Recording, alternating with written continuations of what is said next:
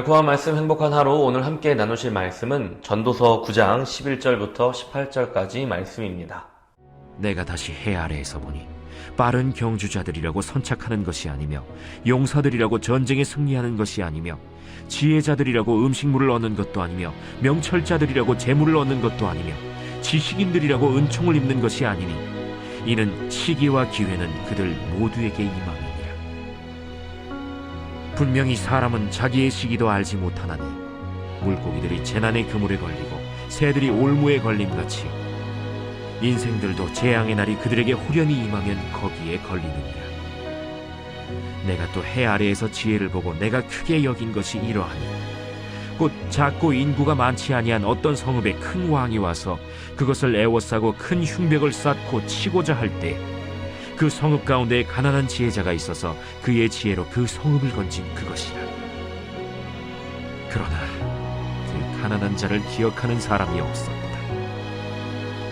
그러므로 내가 이르기를 지혜가 힘보다 나으나 가난한 자의 지혜가 멸시를 받고 그의 말들을 사람들이 듣지 아니한다 하였노라. 조용히 들리는 지혜자들의 말들이 우매한 자들을 다스리는 자의 호령보다 나으니라. 지혜가 무기보다 나으니라. 그러나 죄인 한 사람이 많은 선을 무너지게 하느니라. 비록 대한민국은 16강에서 탈락했지만 아직 월드컵의 열기는 뜨겁습니다. 흔히 축구 경기를 두고 이런 말들을 많이 합니다. 경기장 안에서는 어떤 일이 벌어질지 알 수 없다. 공은 둥글다. 기회는 강팀이든 약팀이든 한 번씩은 반드시 온다. 스포츠를 각본 없는 드라마라고들 하는데 결과를 예측할 수 없게 만드는 통제 불가능한 변수야말로 사람들이 스포츠에 열광하는 이유가 아닐까 싶습니다. 운칠기삼은 청나라 작가 포송령이 저술한 요제지이란 단편 소설집에서 유래한 사자성어입니다. 모든 일에는 운이 칠할, 재주가 삼할의 영향을 미친다는 말입니다. 세상 일이라는 것이 노력과 재능만으로 결과를 얻을 수 없음을 이미 많은 사람들이 경험적으로 알고 있는 것이죠. 오늘 전도서의 말씀도 우리에게 비슷한 교훈을 깨닫게 해줍니다. 빠르다고 먼저 도착하는 것이 아니고 강한 용사라고 반드시 승리하는 것도 아닙니다. 지혜와 명철, 지식을 쌓은 사람이라고 해서 반드시 재물을 갖게 되는 것은 또한 아니라는 것입니다. 이는 반대의 경우도 마찬가지입니다. 느리다고 반드시 늦게 도착하는 것이 아닙니다. 약하다고 반드시 패배하는 것도 아닙니다. 지혜와 명철 그리고 지식이 조금 부족하다고 하여도 풍요로운 재물을 얻을 수 없는 것도 아니라고 말합니다. 우리가 마치 공은 둥글고 세상 만사가 운칠기삼이라고 말하는 것처럼 사람의 시기와 기회는 언제 어떻게 오는지 아무도 알지 못하기 때문입니다. 그럼에도 우리는 마치 우리 인생이 우리 손에 달린 것처럼 살아갑니다. 인생의 성공도 실패도 모두 나 하기에 달려있다고 믿으며 말입니다. 내가 성취한 모든 것은 전부 내가 내 인생을 희생하며 얻은 합당한 대가라고 믿습니다. 그 대가가 크면 클수록 자기 인생을 주장하고자 하는 마음도 커져 있습니다. 나도 모르게 다른 사람을 판단하는 마음도 커져 있습니다. 하지만 전도서는 우리에게 인생이 우리의 손에 달려있지 않음을 알려줍니다. 재능이 충만한 사람도 실패의 연속일 수 있고 특별할 것 없고 별 볼 일 없다고 생각했던 사람도 큰 성공을 거두게 되니 말입니다. 인생이란 정말 해벨이고 인생의 성공이란 더더욱 해벨입니다. 즉 수수께끼와 같고 안개를 잡으려고 하는 것처럼 덧없는 일이라는 말입니다. 우리는 마치 우리 인생의 실패와 절망이 오는 것을 결코 허락하지 않을 것처럼 살아갑니다. 애쓰고 노력하면 내 인생에 봄날만 있을 거라고 믿으며 살아가는 것입니다. 그리고 그 바람을 위해 모든 것을 쏟아내죠. 노력은 배반하지 않는다고 하면서 말입니다. 그렇습니다. 노력은 나를 배반하지 않습니다. 다만 노력으로도 어찌할 수 없는 불가항력적인 일이 온다는 것입니다.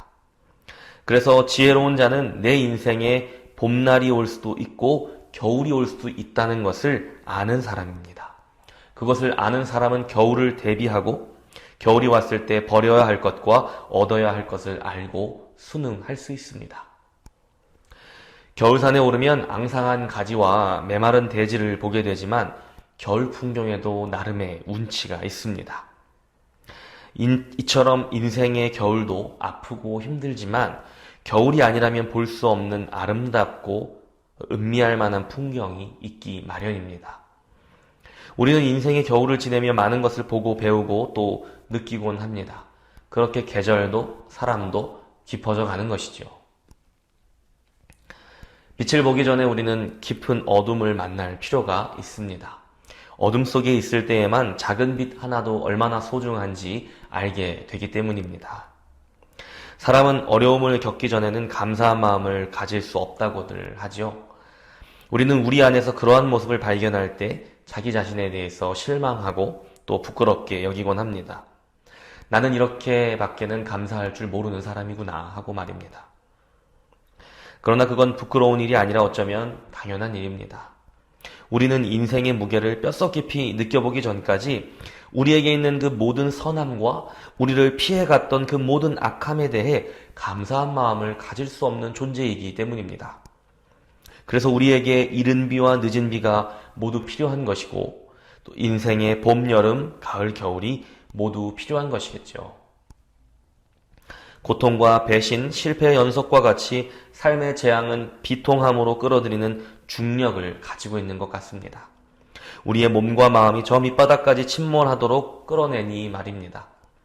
그러나 우리가 비통해하고 계속 비통해하기로 선택하면 좋을 것이 하나도 없습니다. 우리는 그럴 때 오히려 감사하려고 해야 합니다. 감사는 원망의 대안이며 어쩌면 유일한 대안일지도 모릅니다. 미국은 크리스마스와 더불어 추수감사절이 가장 큰 명절입니다. 한 나라의 최고 축제일이 감사하는 날이라는 사실은 그 나라의 근본 윤리가 긍정적이라는 의미이기도 합니다. 그리고 감사할 수 있는 근본적인 힘은 하나님이 주신 약속에서부터 온다는 사실을 우리는 다행히도 알고 있습니다. 주 안에서 항상 기뻐하라. 내가 다시 말하노니 기뻐하라. 너희 관용을 모든 사람에게 알게 하라. 주께서 가까우시니라. 아무것도 염려하지 말고 다만 모든 일에 기도와 간구로 너희 구할 것을 감사함으로 하나님께 아뢰라. 그리하면 모든 지각에 뛰어난 하나님의 평강이 그리스도 예수 안에서 너희 마음과 생각을 지키시리라.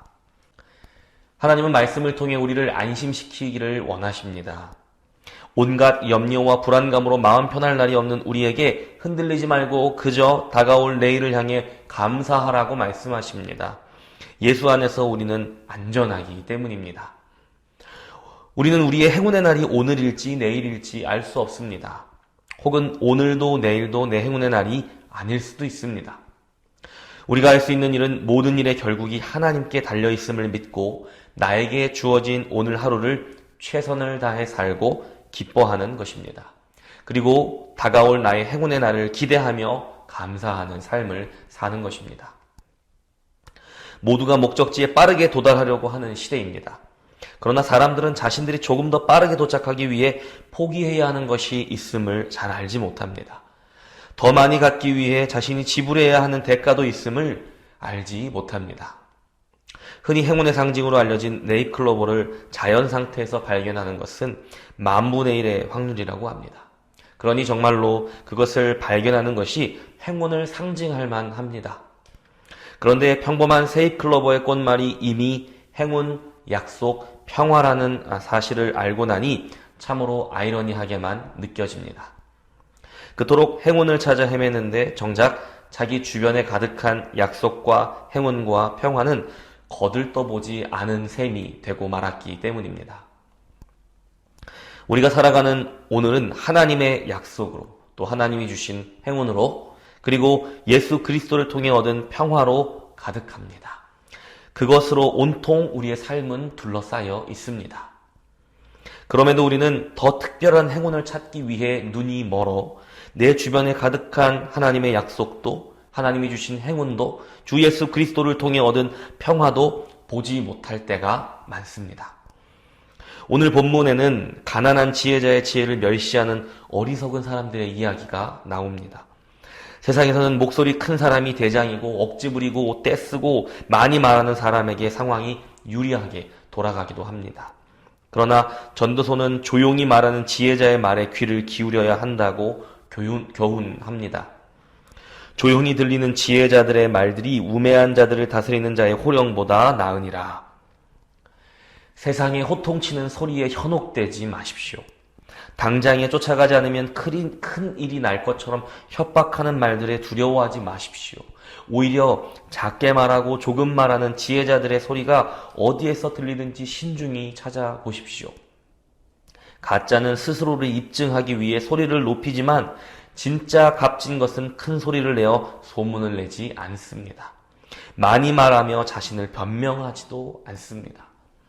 열왕기상에는 이런 말씀이 있습니다.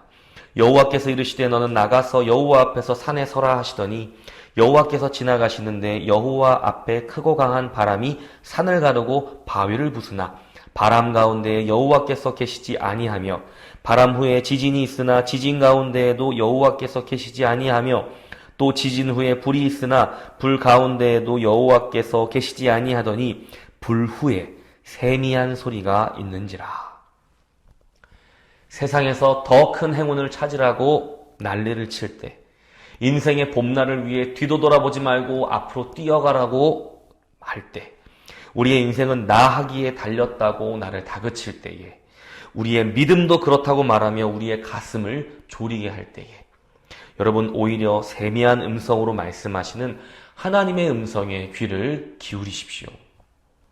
내가 내 인생을 위해 가슴 졸이고 발을 동동 굴릴 이유가 없는 것은 우리의 인생이 우리 하기에 달려있지 않기 때문입니다.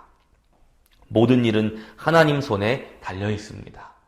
우리는 우리에게 주어진 하루에 감사하며 나에게 주신 약속과 행운과 평화를 누리면 됩니다. 그리고 세미한 음성으로 말씀하시는 주님의 명령을 따라 내게 주신 말씀을 따라 최선을 다해 주님이 가신 길을 따라가면 되는 것입니다. 남들보다 더 빨리, 더 많이, 더 높이 따라가라는 말이 아닙니다.